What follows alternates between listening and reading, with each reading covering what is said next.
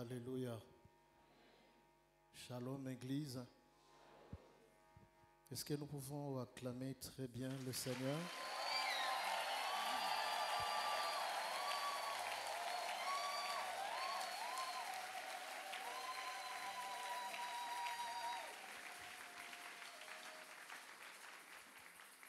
Dieu soit loué. Nous rendons gloire et multiples actions de grâce à l'Éternel qui permet que nous soyons là et partager avec vous pendant quelques instants sa pensée. Nous voulons également remercier l'aumônier révérend docteur Edouard Ngungu, aumônier titulaire de la PPIKIN et aumônier urbain de l'AIPK, qui nous accorde cet immense privilège d'apporter la parole du Seigneur en cet endroit. Merci à vous également d'être là pour écouter le Seigneur à travers moi. Nous allons lire la parole du Seigneur.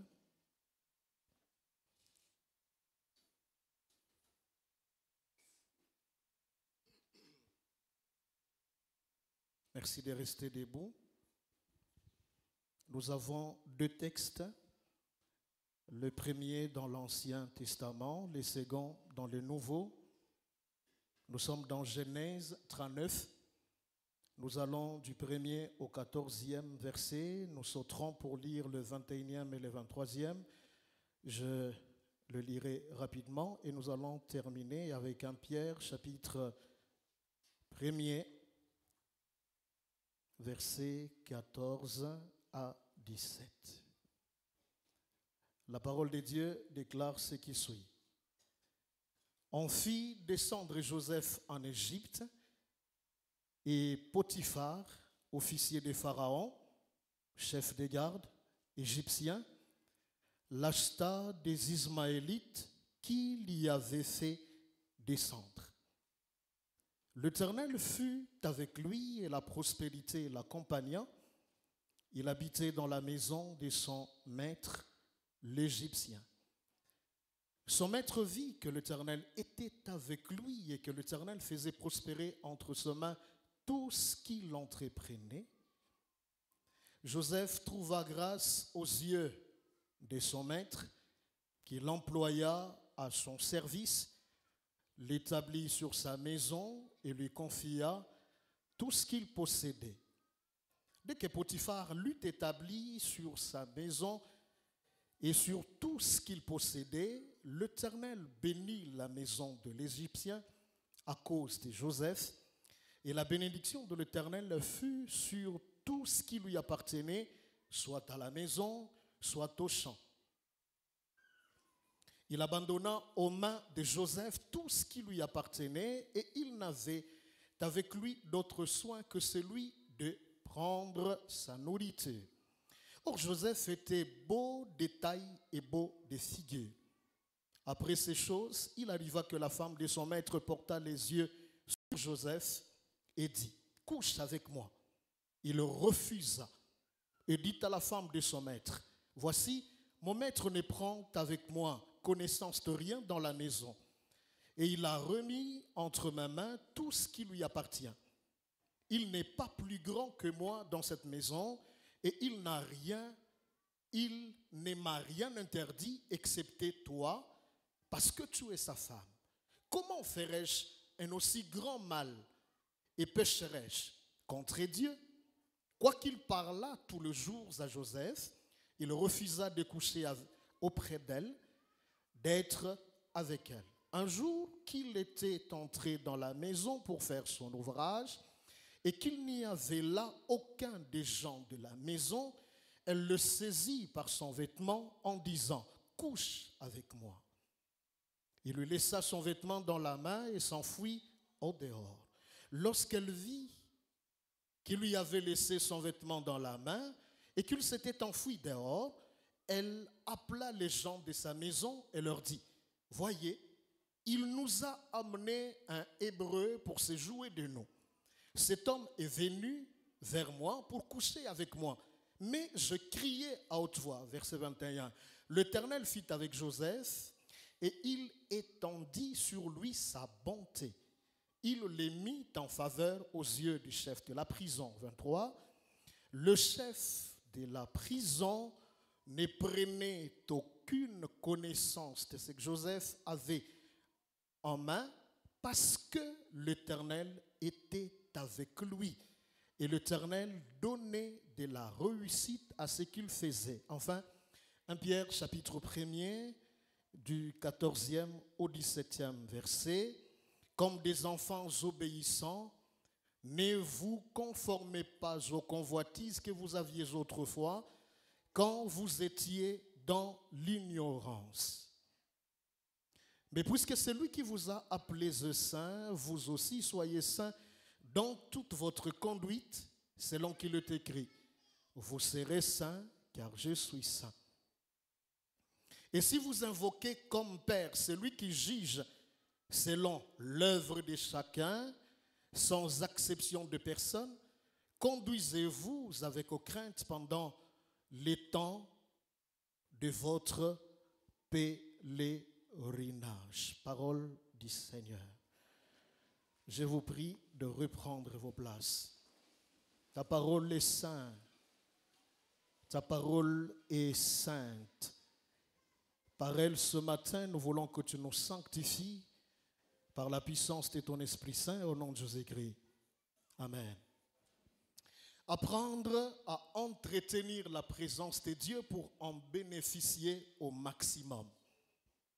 Apprendre à entretenir la présence de Dieu pour en bénéficier au maximum. C'est le sous-thème que j'ai eu à cœur de partager avec vous pendant les quelques instants qui me sont déchus.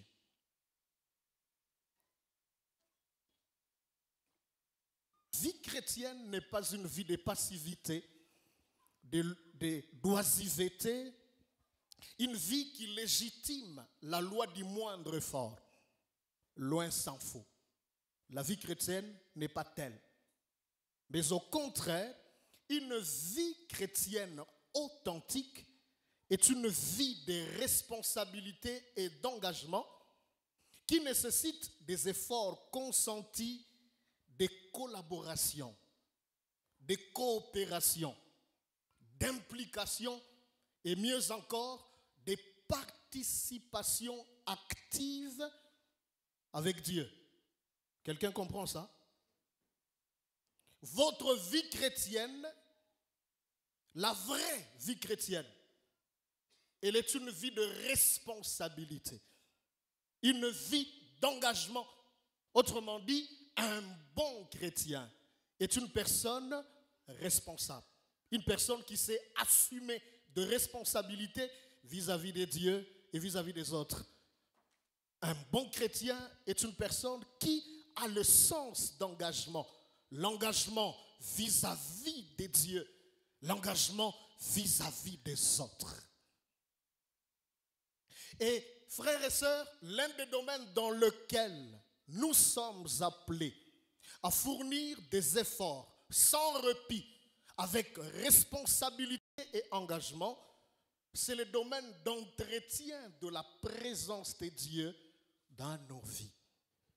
Cela étant, toute la question est celle de savoir comment pouvons-nous entretenir la présence de Dieu dans nos vies, au quotidien, pour pouvoir en profiter pleinement.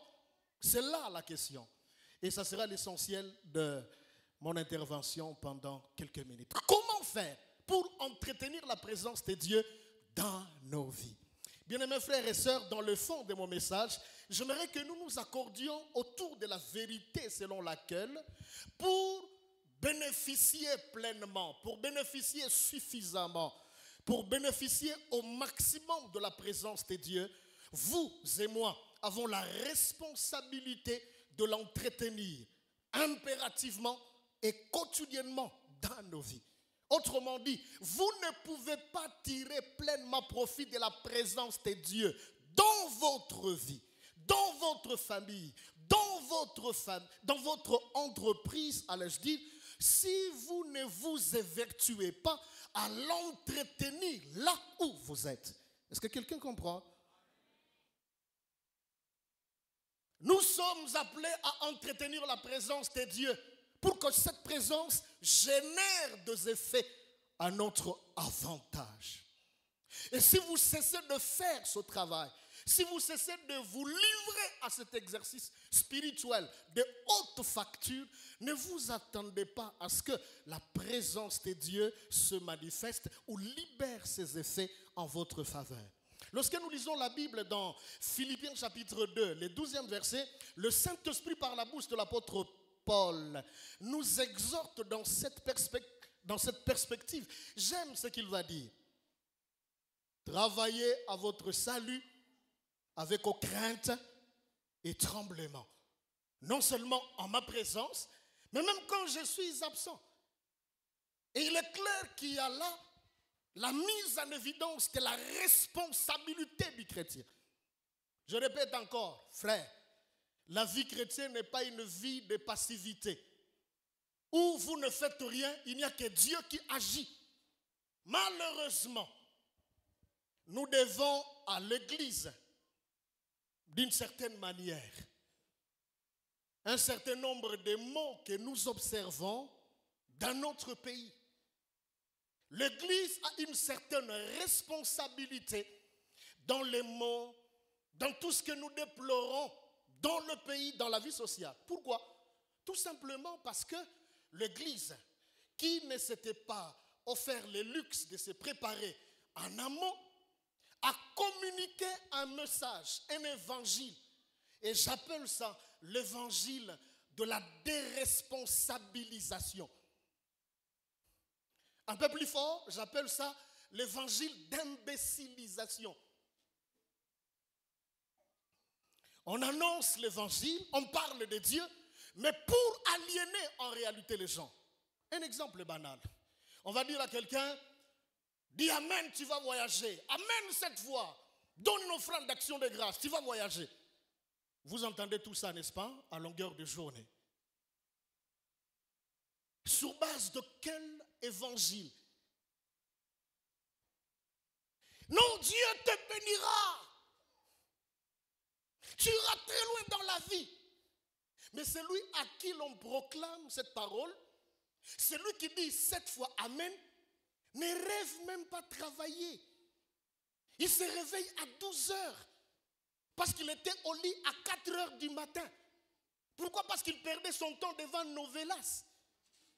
Et il arrive comme ça, là, on lui dit, frère, écoute la révélation, Dieu te bénira. Et le frère avance, il va nettoyer les chaussures de l'homme de Dieu parce qu'il a prophétisé. Frère, est-ce que vous comprenez?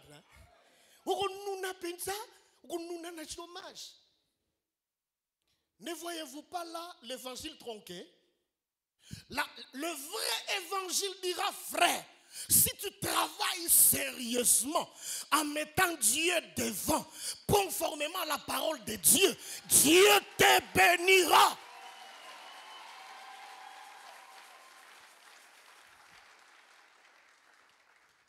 Voilà ce qu'il faut annoncer aux gens. On va annoncer à quelqu'un, frère, sœur, non, je change, sœur. Tu vas te marier comme jamais personne ne s'est marié dans ta famille. Très bien.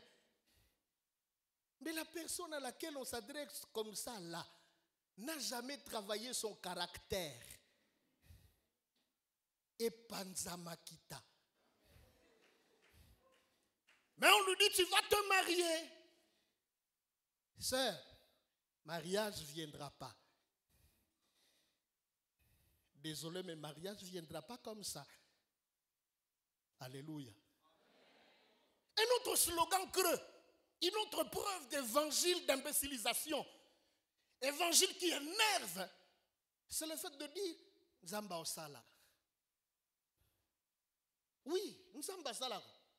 Je suis chrétien, je suis pasteur, Dieu agit. Il est écrit, j'agirai et qui s'y opposera. Dieu agit. Mais il agit sur base de principes. Dieu n'est pas un Dieu de formules, mais de principes. Tu travailles, il bénit ton travail et tu as l'argent. Tu travailles, tu fais des économies et puis demain tu te maries. Il y a des gens qui se sont mariés après 15 ans de préparatifs. Mais ils se sont mariés. Ils se sont mariés pourquoi? Parce qu'ils s'étaient préparés. Si vous ne vous préparez pas, ne vous attendez pas à la pluie et à la bénédiction de Dieu. Comment? J'ai toujours été révolté lorsque je compare notre pays et d'autres pays. Prenons Dubaï par exemple. Cette ville-là, dans les années 90, si je ne m'abuse, la capitale Kinshasa n'avait rien à envier à Dubaï. On est d'accord avec moi? En d'autres termes, notre ville était de très loin meilleure que Dubaï. Bon, nous sommes en 2025. Prenez Dubaï et comparez, pas seulement Kinshasa, comparez RD Congo et Loguamakasi. Vous allez vous rendre compte que c'est le jour et la nuit. Et vous savez pourquoi? Une des causes, c'est l'évangile qui a été annoncé. Combien de temps passons-nous à parler du travail au peuple de Dieu? Dubaï n'est pas tombé du ciel. Dubaï ne procède pas de Vénus.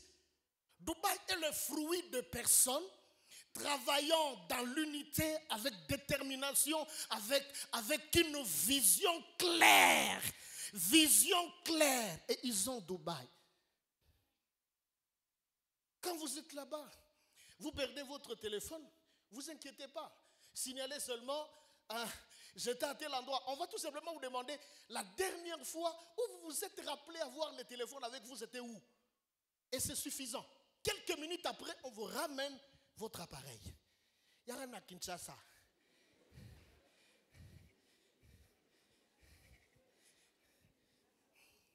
Il y a rien à Kinshasa, mère. Et puis, les cas na couloir à victoire. Hein? Bayibi, seconde, 2 secondes après, rappelle le téléphone, l'appareil.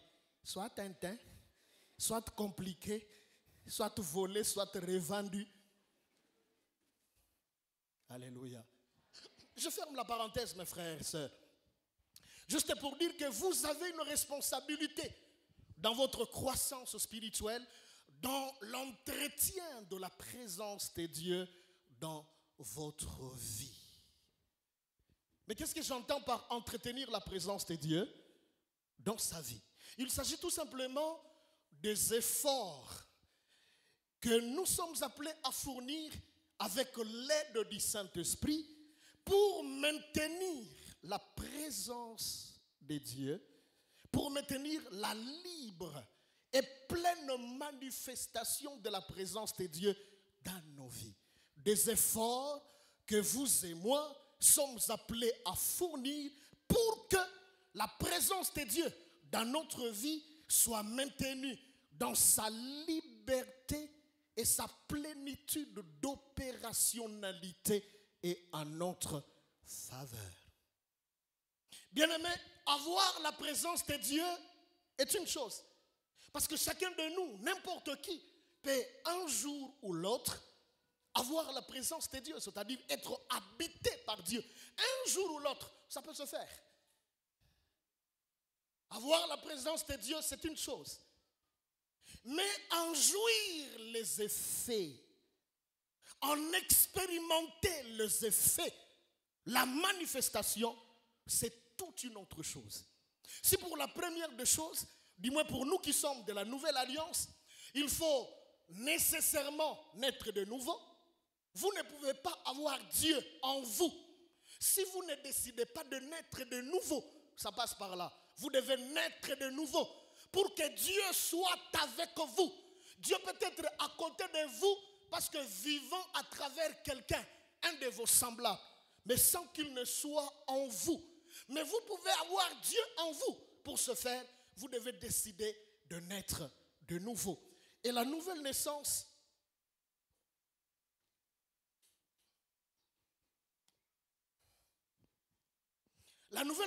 passe premièrement par la reconnaissance de son état de perdition, par la reconnaissance de l'incapacité, de son incapacité à faire quoi que ce soit pour se sauver.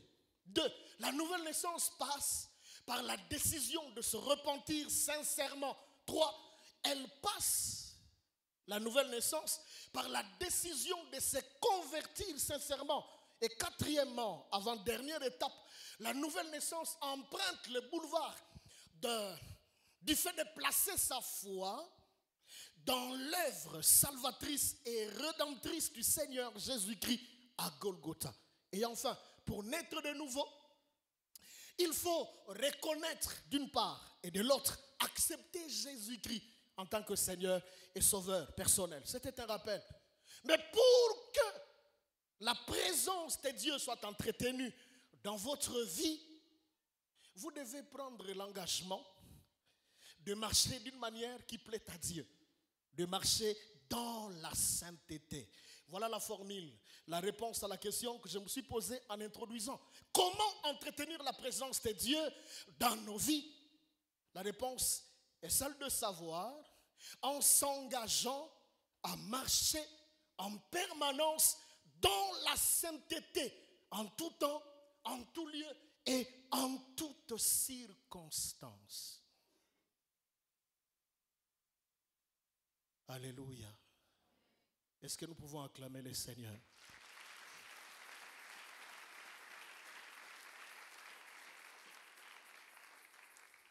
Bien-aimés, si nous voulons entretenir la présence de Dieu dans nos vies, nous devons nous engager à marcher dans la sainteté. Marche dans la sainteté, maman, papa, frère, soeur. Et la présence de Dieu sera en train d'être entretenue dans votre vie. Lorsque nous lisons la Bible, nous allons nous rendre compte que plusieurs personnages se sont engagés sur cette voie. Et ce matin, je fais le choix sur un personnage que j'aime beaucoup, pour lequel j'ai de l'admiration, c'est Joseph.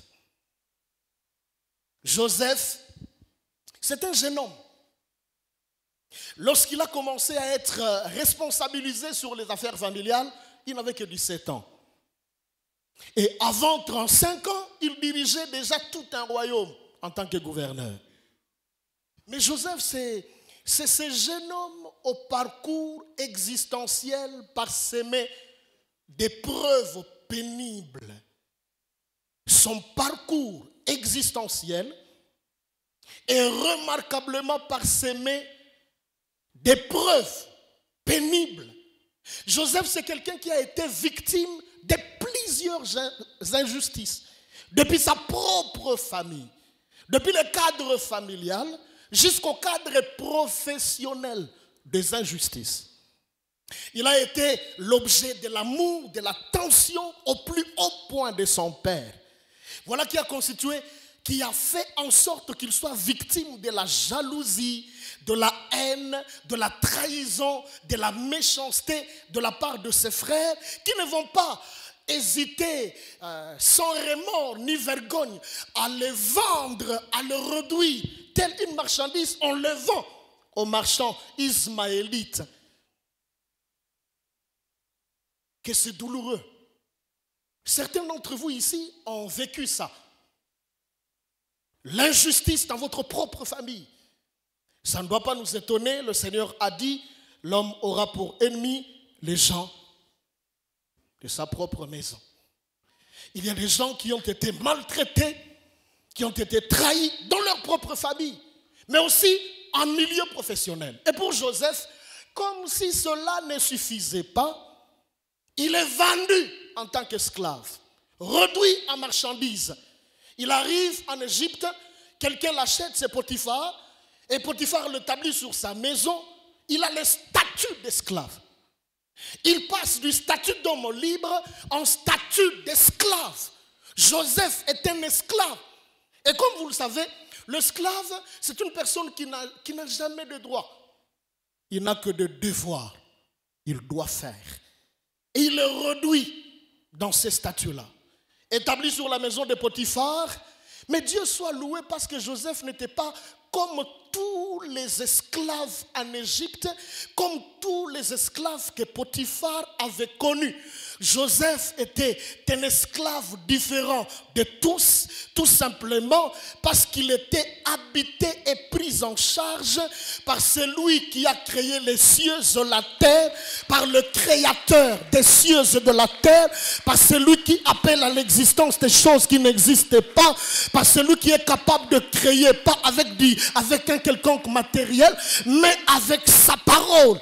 L'Éternel le prenait en charge. Conséquence, tout dans la maison de Potiphar s'est mis à prospérer. Tout. Nous venons de le lire. Oh, que Dieu donne à la PPIKIN, que Dieu donne à la IPC, que Dieu donne à la R de Congo des Joseph, des hommes et des femmes qui, quand ils débarquent quelque part, ils font marcher, ils font prospérer, ils font avancer tout ce qu'ils ont trouvé. Dieu était avec lui. Voilà la raison de la prospérité vertigineuse dans la maison de Potiphar.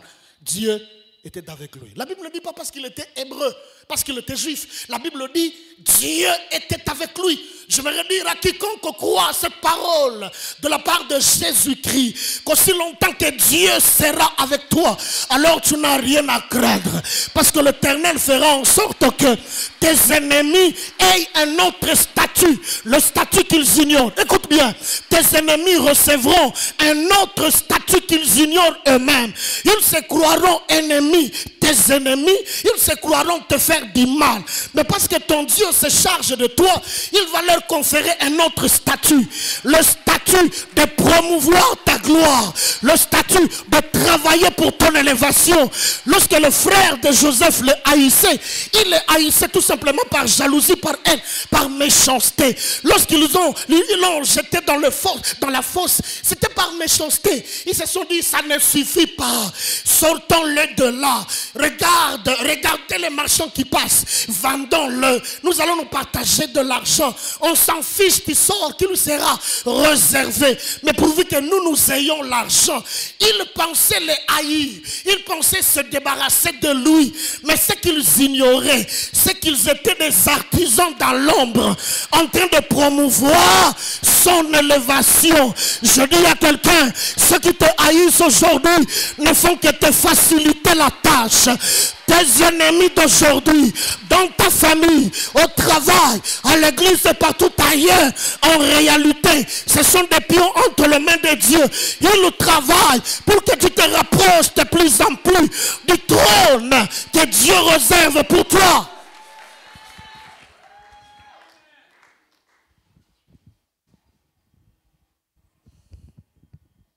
Seul Dieu peut faire ça. Dieu était avec Joseph. La prospérité, les succès, la réussite l'ont accompagné dans la maison de Potiphar.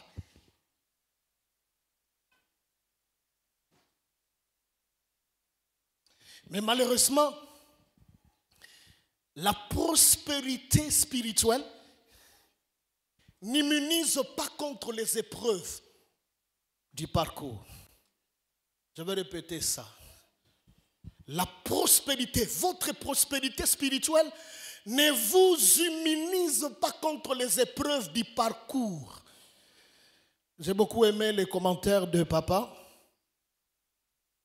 sur le livre se rapportant aux épreuves. Et j'ai beaucoup aimé l'intitulé. L'épreuve. Mets tout en œuvre. Mets toutes les preuves en œuvre. Bien-aimé, la prospérité de votre vie spirituelle ne vous immunise pas contre les tentations, ni contre les épreuves du parcours, ni contre les tentations. Parce que s'il en était ainsi, Joseph ne connaîtrait pas la tentation par la femme de son maître. Dans la maison même, au sein de laquelle, lui, grâce à la présence de Dieu, a été le bouton qui a déclenché la prospérité et la réussite. Lorsque vous marchez véritablement avec Dieu, attendez-vous au revers. Attendez-vous aux épreuves. Il n'est pas d'enfant de Dieu, marchant véritablement avec Dieu, qui soit à l'abri, qui soit exempté d'épreuves. J'en connais pas. En tout cas, de par ma petite expérience, jusqu'ici, je n'en connais pas. Quelqu'un qui est né de nouveau, qui marche avec Dieu, et tout roule comme sur des rails. Pour lui, je n'en connais pas. Si vous êtes véritablement un enfant de Dieu, attendez-vous un jour ou l'autre, dans tel ou tel domaine de votre vie, à endurer des épreuves. Et les épreuves ne constituent pas la punition de Dieu. Les épreuves constituent tout simplement la pédagogie, la haute pédagogie divine, pour vous préparer à l'expérimentation de la gloire de Dieu. Plus le poids de vos épreuves sont grands et grands, plus le poids de votre gloire sera grand. Je prie pour quelqu'un qui traverse la vallée de Baca. Je prie pour un saint, une sainte qui passe par l'école de Dieu. Que Dieu affermisse ton cœur. Que Dieu affermisse tes mains. Afin que tu tiennes bon. Afin que tu fournisses des preuves de fidélité. Des preuves de consécration. Des preuves de foi. Des preuves de dépendance. Des preuves de patience et de persévérance à celui qui te fait passer par l'épreuve.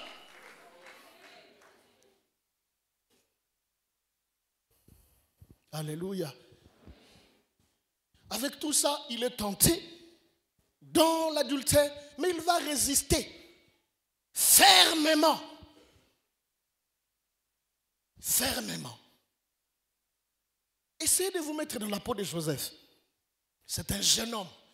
Le verset 6 dit, beau de taille, beau de figure. Joseph était bogard, plus que moi. Ce que tu as lié, tu adores, sans effort.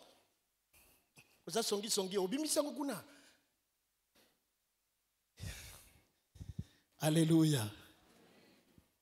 C'est un jeune homme. Il a tout ce qu'il faut. Et puis ça ne part pas de lui. Ça part de madame. Et madame qui sollicite là, c'est madame dont le cœur et son propre cœur et celui de son mari ont été totalement gagnés par la présence de Joseph. La clé de la prospérité, de la réussite. J'imagine qu'à un moment on l'a appelé comme ça. Joseph est où? La clé de la prospérité de nos affaires. Il est où? Il est passé où? Non, il faut qu'il soit là, il ne faut pas qu'il sorte. En dehors de la maison, en dehors de la parcelle. Alléluia. Tenté dans l'adultère. Si c'était vous et moi aujourd'hui, passe à nord. Vous n'avez pas cherché. Ce n'est pas vous qui prenez l'initiative. Ça vient d'ailleurs. Couche avec moi. Tu n'achètes pas Cabello. Tu n'achètes pas Mèche. Tu n'achètes rien du tout. Gratuité de l'enseignement. Non, pas de l'enseignement.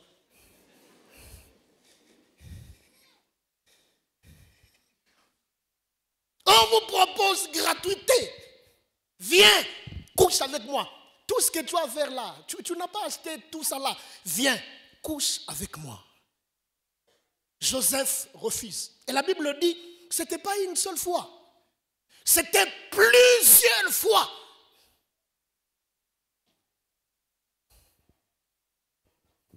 Il y a quelques jours, on passe quelque part. Et puis, sur le boulevard du 30 juin, on a disposé de dispositifs pour empêcher le véhicule de quitter telle voie pour basculer dans l'autre. Et puis il y avait un agent de la police quelque part là. On arrive là-bas, et puis les conducteurs, tellement pressés, vu les embouteillages de ces jours ici, il s'est dit, mais allez-y jusque-là, c'est trop.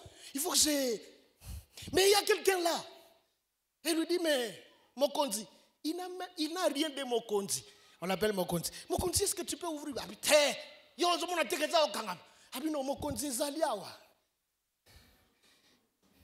Mokondi, Kobangate, Yayu Zaliawa. Et j'ai vu, il regarde à gauche. Et puis lui-même dit, Abi, 500 nayo, papa kanganga. Mais ce qui m'a intéressé, c'est que malgré le prétexte, non, le semblant de prétexte, Abi, on l'a kakotoyo.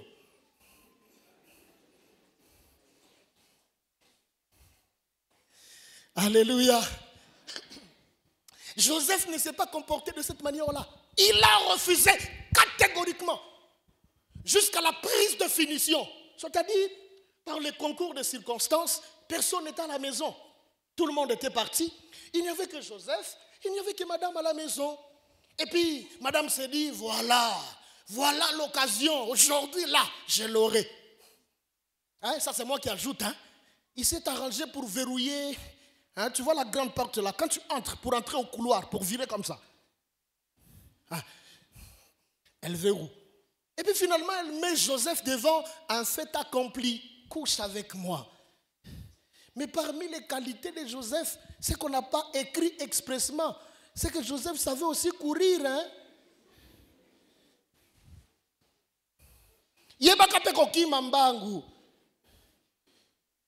La vie demande quelquefois, il faut courir.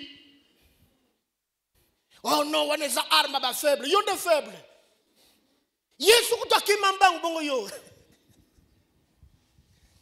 On était sur le point de précipiter Jésus dans un ravin. Et la Bible dit, Jésus, sachant que son temps n'était pas encore là, et au Sakanaka,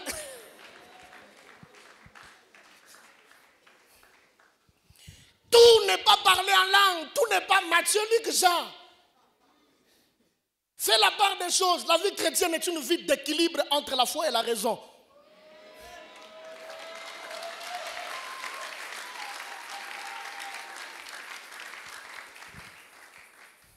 Continue. Hein? Équilibre entre foi et raison. Paul dit, je prierai en esprit, mais je prierai aussi avec l'intelligence. Dieu n'a jamais contre l'intelligence. Vous ne savez pas que Dieu est le sommet de la science? Il n'a rien contre la science. Dieu a contre quelque chose dans le domaine de la science, dans la mesure où vous qui faites la science, vous le mélangez avec des créatures, avec l'ésotérisme, avec la magie, avec l'occultisme, avec la sorcellerie. Il y a un sorcier ici ce matin.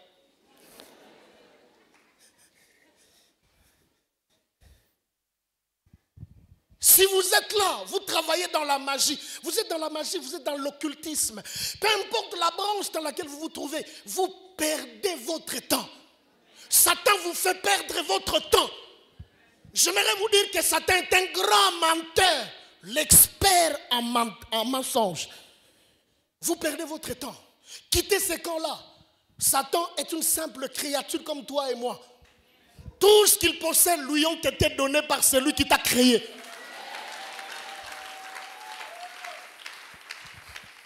Oh, nous sommes dans l'auge, il faut adorer.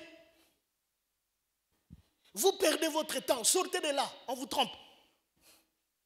Il n'existe rien qui soit plus puissant que la présence de Dieu dans ta vie. Jésus-Christ est bien plus que Lucifer, Satan, le diable. Jésus-Christ est au-dessus de toutes les dominations. Il est au-dessus de toutes les autorités. Il est au-dessus de tous les princes de ce monde de ténèbres. Il est au-dessus de tous les esprits méchants dans le lieu céleste. Jésus-Christ, je parle de Jésus-Christ. Il est au-dessus de l'occultisme. Et qu'encore c'est rien. Rose quoi c'est rien. Ayam c'est rien. Shintoïsme c'est rien. Jésus-Christ est tout. Jésus-Christ est au-dessus de la sorcellerie. Pourquoi vous voulez perdre votre temps en vous laissant tromper dans les histoires où la nuit c'est vous le PDG? Mais pendant la journée c'est vous le boy de la famille. C'est quoi cette histoire? Reine! On va dans la trône. Tron basala na mikuwa batubalia. Oza président. Yo rappelle Olendo. Mena moya wa kitikwala ya pambo za kanangote. Est-ce que vous réfléchissez que le Saint-Esprit t'ouvre l'entendement spirituel et que tu vois y briller la lumière de l'évangile? Sors de là. Il n'y a rien de bon dedans. Alléluia. Est-ce qu'on peut acclamer véritablement Jésus-Christ?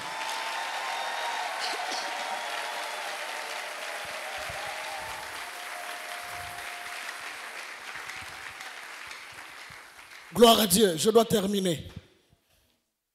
Marcher dans la sainteté. Mais c'est quoi la sainteté?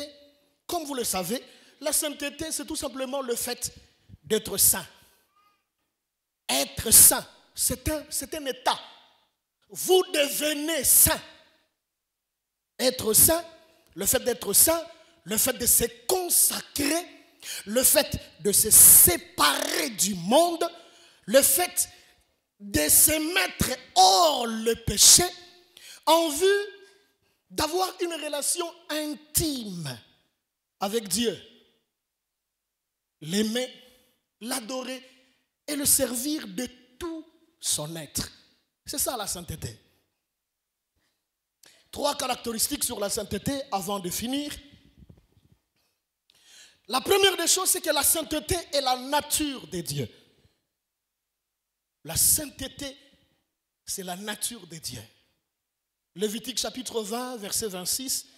J'ai essayé de compter le nombre de fois où dans le livre de Lévitique, Dieu dit « Je suis saint ». Je me suis rendu compte que c'est 5 fois. Dieu répète « Je suis saint » et vous, soyez saints. La sainteté, c'est la nature de Dieu. Dieu est saint. C'est pourquoi quand vous lisez Ésaïe chapitre 6, le verset 3, les archanges ou le chérubin se répétaient à 3 reprises. Saint, saint, saint est l'Éternel des armées. La terre est remplie de sa gloire.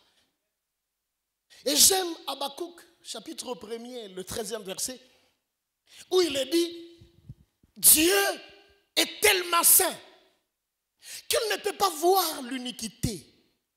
Il ne peut pas toucher le mal. Dieu ne traite pas avec le péché. Il ne peut pas traiter avec le péché. Il est saint. La nature de Dieu. La deuxième des choses sur la sainteté, c'est que la sainteté, c'est l'attribut, un des attributs communicables de Dieu. C'est-à-dire que Dieu peut partager cet attribut-là avec nous. Il y a des attributs que Dieu ne peut pas partager avec nous. Même si nous prophétisons du matin au soir, jamais nous ne deviendrons tout puissants. Il n'y a que Dieu qui est tout puissant. Mais la sainteté, nous pouvons la partager. Dieu est saint. Et d'ailleurs, c'est lui qui nous demande, soyez saints. J'aime beaucoup 1 Jean chapitre 4, verset 17, où l'apôtre Jean dit, tel il est, tel nous sommes dans le monde.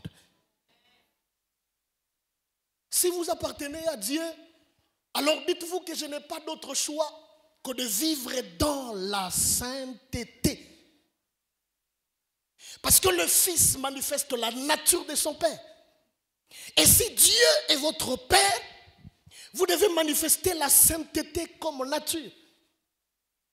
Paul dit dans 1 Thessaloniciens chapitre 4 verset 3, il dit, ce que Dieu veut, c'est votre sanctification. Que vous vous absteniez de l'impudicité. Dernière chose, la sainteté est l'atmosphère propice à l'exaucement de nos prières. L'atmosphère propice à l'exaucement de nos prières, à la manifestation et à la révélation, à l'intervention de Dieu en notre faveur. La sainteté est l'atmosphère propice pour que Dieu exauce tes prières, pour que Dieu se manifeste en ta faveur, pour que Dieu déploie sa puissance. L'atmosphère, c'est la sainteté. Avant que la pluie ne s'abatte, vous savez bien, vous et moi, ce qui se passe. Vous allez vous rendre compte qu'il y a un changement de la configuration atmosphérique. Et tout le monde sait que la pluie va s'abattre. La sainteté, c'est l'atmosphère de l'intervention de Dieu. Vous voulez que Dieu agisse dans votre vie? Marchez dans la sainteté. Vivez dans la sainteté. Travaillez dans la sainteté. Étudiez dans la sainteté. Mariez-vous dans la sainteté. Faites les fiançailles dans la sainteté. Allez-y à l'auditoire dans la sainteté. Corrigez les copies des étudiants dans la sainteté. Donnez les points dans la sainteté. Voyez les professeurs, les et les assistants dans leur bureau dans la sainteté. Sœur, c'est quelle sainteté que toi tu as là quand tu vas regarder les voisins puis tu t'arranges pour mettre des histoires qui sont là? C'est quelle sainteté chez vous?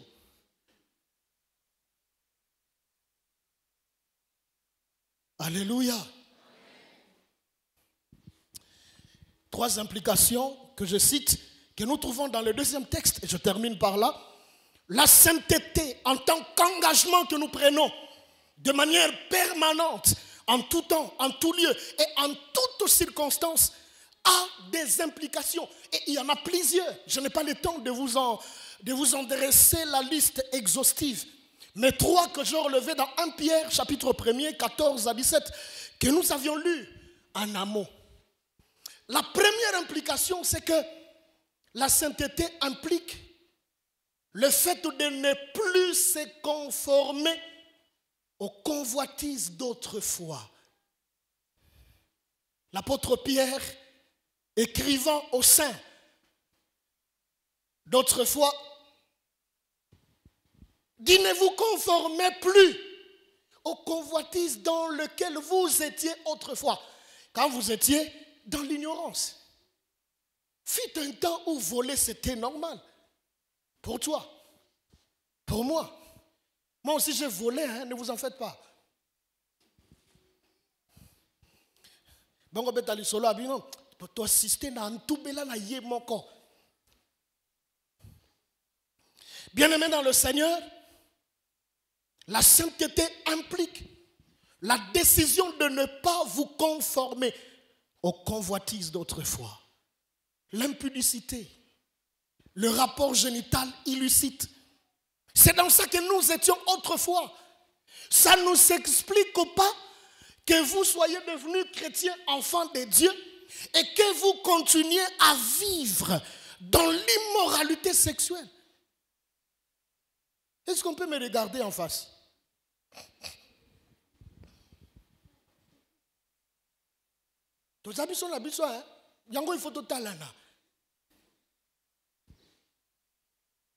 C'est anormal de prétendre être saint, enfant de Dieu, né de nouveau, et continuer à vivre dans la chair. L'église, je vous assure,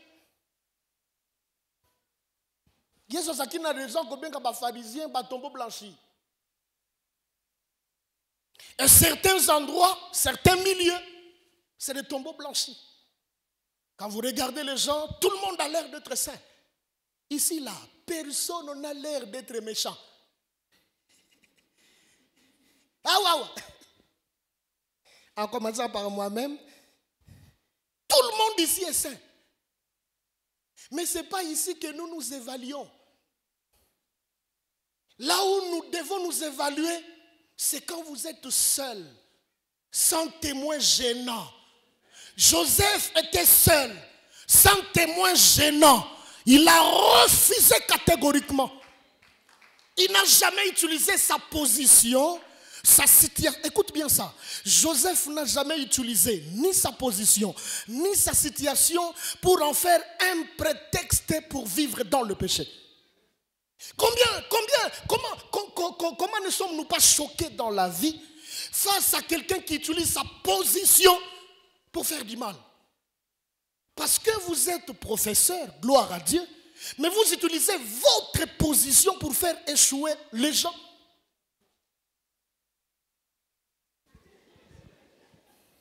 Et Dieu y est. Comment pouvez-vous faire ça? Parce que vous êtes PDG, directeur, chef de service, chef de ressources. Il y en a même qui sont trop imbus d'eux. À peine directeur de cabinet du chef du quartier. Il y a un directeur et chef du quartier qui fait des rentes aux gens. Et puis, vous avez le directeur de cabinet du président de la République. Si tu vas disposer de fournaise de feu pour que personne ne marche. N'utilisez pas votre position, n'utilisez pas votre rang, n'utilisez pas votre situation pour vous vautrer dans le mal, dans le péché. Ne le faites pas, s'il vous plaît, ne le faites pas. Utilisez votre situation, votre position, votre rang pour rendre gloire à Dieu. Reconnaissez que ce que je suis et tout ce que je possède ne vient pas de moi, mais tout vient de Dieu. Dites, tout ce que je suis est le fruit de la grâce. Je ne suis rien par moi-même. Tout est grâce. Celui qui comprend que tout est grâce ne se venge pas. Celui qui comprend que tout ce qu'il est, là où il se retrouve, là c'est le produit, c'est le fruit de la grâce. Il ne fait pas du mal aux gens. Par contre, il fait du bien aux autres. Il y a des gens qui vous disent, yo ebi bambola boni na tambola na makolo. Po yo jamusala na pete. Donc biso to tindaka utambola na makolo. Alléluia. Deuxième implication, être saint. Et troisième implication, je ne sais pas les commenter. Marcher dans la crainte de Dieu pendant son pèlerinage dans ce monde. Bien-aimé, quand vous réalisez que vous n'êtes qu'un étranger, titre que toi, cette fois docteur, très bonne chose. Gloire à Dieu. Et nous prions qu'il sorte ici, qu'il sorte d'ici des gens 3 fois docteurs. Notre papa est docteur. La joie d'un père est de voir ses enfants aller bien plus que lui, bien au-delà de lui. Sortez, docteur en ceci, docteur en cela. C'est une très bonne chose. Une très bonne chose. Mais quoi que vous soyez, quoi que vous deveniez et quoi que vous possédiez, n'oubliez jamais que dans ce monde ici, vous n'êtes qu'un étranger. Vous n'êtes qu'un passager. Le monde ici ne vous appartient pas. Un jour ou l'autre, l'auteur, le propriétaire de votre souffle vous en retirera. Chaque fois que je lis Salomon qui dit « L'homme n'est pas maître de son souffle pour pouvoir le retenir », Salama kelele ndengo lingi, boma batu, comme on a à l'est. Soko na famille na yelimbi sangai, mais je dis ça. Quelqu'un qui aime ce frère ne peut pas se permettre cette sale besogne. Tu vas te permettre au nom des différends que tu as entre guillemets avec les autorités pour tuer tes propres frères. Alors ce ne sont pas tes frères. Que tu te permettes comme ça, là, tu tues plus de 3000. Ce n'est pas 3000, hein? C'est plus de 3000. Il semble même que c'est au-delà de 5000 aujourd'hui. Comment peut-on faire ça? Et puis dire connaît frères et sœurs. Non.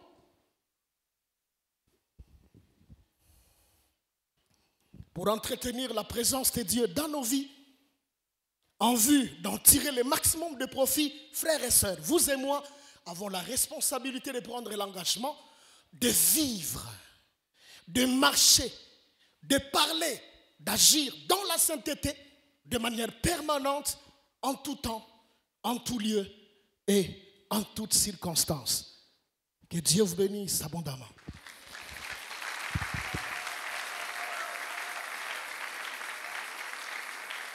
Que l'Éternel vous protège. Que l'Éternel vous fasse beaucoup de bien. Que l'Éternel combatte vos combats. Qu'il vous donne du succès, de la réussite. Qu'il manifeste sa présence dans votre vie. et que l'entourage voie que vous êtes avec Dieu. Que la présence de Dieu procure la prospérité. Soyez prospères, soyez saints, soyez imbattables, soyez victorieux, soyez vainqueurs, soyez bénis.